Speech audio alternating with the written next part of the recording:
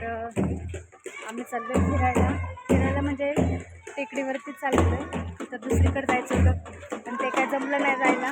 कारण मुलं म्हणते नको आम्हाला दुसरीकडे, तिकडेच जायचं कारण तिकडे खेळायला वगैरे त्यांना भेटते म्हणून आम्ही पण चाललो आहे. तर बघूया तिथे जाऊन आता काय काय आहे ते पण मला माहिती नाही, कारण पहिल्यांदा तिथं चाललेली आहे. तर पुण्याच्या टेकडीवरती, तर काय नाव आहे पुढचं ते काय मला माहिती नाही, तिथे गेल्यावरच कळेल. लय चालायचं, दम भरतोय. तर चाललो आता आम्ही चालत विराज, आदिरा, वहिनी आणि आहो चालतात ते पुढे. ते इथं मंदिर सुद्धा आहे देवीचं. गर्दी आहे थोडीशी, जास्त नाही आहे.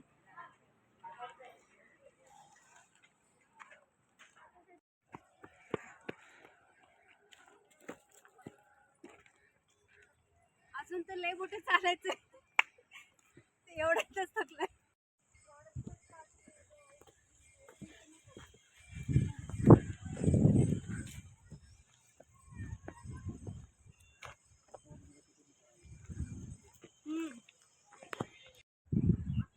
छोटे छोटे हौद केलेले आहेत, त्यातनं पाणी काढून ह्या झाडांना देतात आहे.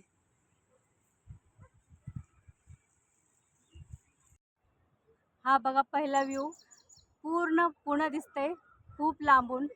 ह्या टेकडीवरून खूप लांबचं दिसतंय. सिंहगड सुद्धा दिसतोय बरं का, काय भारी दिसतंय.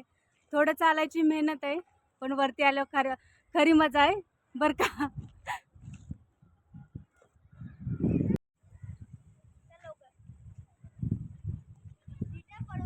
खूप छान वाटते. कावळे, चिमण्या,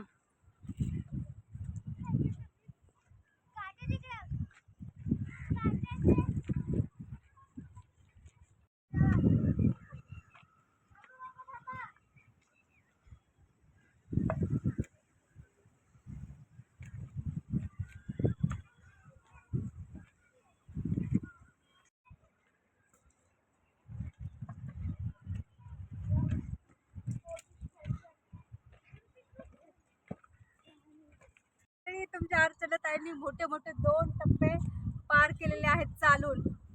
खूप म्हणजे भारी आहे, चालायला वगैरे खूप छान वाटतंय पण दम लागतोय. तुम्ही बघू शकता केवढी खोल दरी दिसते. आता पूर्ण मोठ्या डोंगर. अजून एक टप्पा पार करायचा आहे मला. चला आता जाऊन पुढे बघूया. इथे एक छोटंसं तळ सुद्धा आहे की जेणेकरून वरचे जे काही प्राणी आहेत त्यांना तेवढंच पाणी वगैरे भेटेल. त्याच्यामुळे छोटंसंच आहे, जास्त मोठं नाही आहे पण छान आहे तळं. याच्यात कासवं वगैरे सुद्धा आहेत. आणि इकडे बघा प्राणी, काय म्हणतात ह्याला, बापरे, डुक्कर काय म्हणतात बघा, असे इथे आहेत. बापरे, भीतीच वाटते बघून. तर बाकीचे पण काय पक्षी म्हणा काय असेल ते त्यांची सोय झालेली आहे चांगली, तेवढंच त्यांना पाणी वगैरे प्यायला. आणि इथं जास्त करून आहे ना चालायला म्हणजे येतात ते लोक भरपूर. आणि शिवाय म्हणजे छोटी मुलंसुद्धा आहेत की 2.5-3 वर्षाची, जे की चालू शकतील. हे सुद्धा त्यांचे मम्मी पप्पा घेऊन येतात बरं का चालायला. खूप छोटी मुलंसुद्धा आहेत. इथं आमच्या आदिरासुद्धा आलेली आहे बरं का चालायला. आमचा विरुदादा तर पळून गेला की त्याला व्हिडिओमध्ये यायचं नसतं म्हणून. वहिनी म्हणले आपण इकडेच जाऊया, छान वाटतं इकडं, तुम्हाला व्हिडिओ पण काढायला भेटतील. आणि आहो पण म्हणले चल तेवढंच तुझं पण चालणं वगैरे होईल, तेवढंच बाहेर कुठं जाण्यापेक्षा आपण इकडेच जाऊया म्हणून इथं आलो आहे. तर भाऊ आणि तनुष आमचं राहिलेत मागे, ते दोघं मागे आहेत. ते काय सामान घेऊन येतात की इथं आपण मस्त छोटीशी पार्टी पण करूया. तर घेऊन येतात मग आपण पार्टी पण करूया.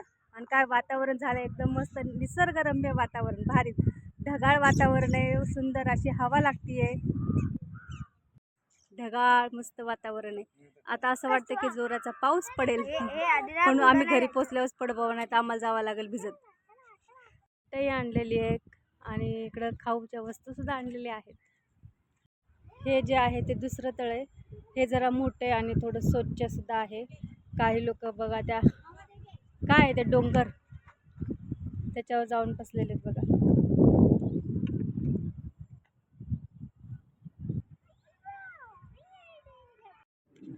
अहो बघा पाण्याजवळ लांब गेलेले आहेत. विराज पण गेलेला आहे आणि तिकडं चालू त्यांचं दगड फेकायचं पाण्यामध्ये. कोण कोण अशी मजा घेते बरं? ओ, पहिलं मी पण लहान होते ना तेव्हा असंच करायची, आता नाही बाबा करत. टेकडी चढून डोंगर चढून थकलो आणि सामंत्र आणलं होतं घरूनच, कांदा टमाटर वगैरे सगळं. तर इथे बघा मस्त अशी भेळ बनवून आम्ही खातोय निसर्गरम्य वातावरणामध्ये. अंधार पडलेला आहे आणि इकडे बघा कावळ्यांची शाळा सुटलेली आहे. केवढे छान सुंदर जात आहेत बघा, दिसतात आहे. खूप दिवसानंतर दिसलेत बरं का. तुम्हाला पण बघा खूप दिवसानंतर व्हिडिओमधून बघायला भेटतील. त्यांची शाळा सुटलेली आहे. आम्ही तर असंच बोलायचं बरं का, पहिलं जेवढं त्यावेळेस म्हणायचो आम्ही त्यांची शाळा सुटली वाटतं. सकाळ सकाळ जायचे त्यावेळेस सगळे एक साथ जायचे, संध्याकाळी सुद्धा एक साथ जायचे. तर हे बघा आता एक साथ सगळे चाललेत म्हणायचो आम्ही. शाळेमध्ये चालले आणि शाळेतून घरी चाललेले आहेत बघा. मस्त असं आम्ही पार्टी करतोय.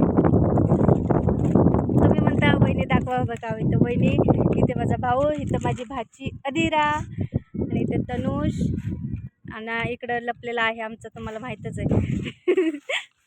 अशी आमची चालू आहे आता भेळ पार्टी. मंडळी कसा हा ब्लॉग वाटला नक्की कमेंट करून सांगा. सगळ्यांना ओके बाय बाय. अंदाज खूप पडलेला आहे. आता आम्ही नाश्ता वगैरे थोडासा करून घरी जातो. Okay bye bye. ठेवा पण एक मला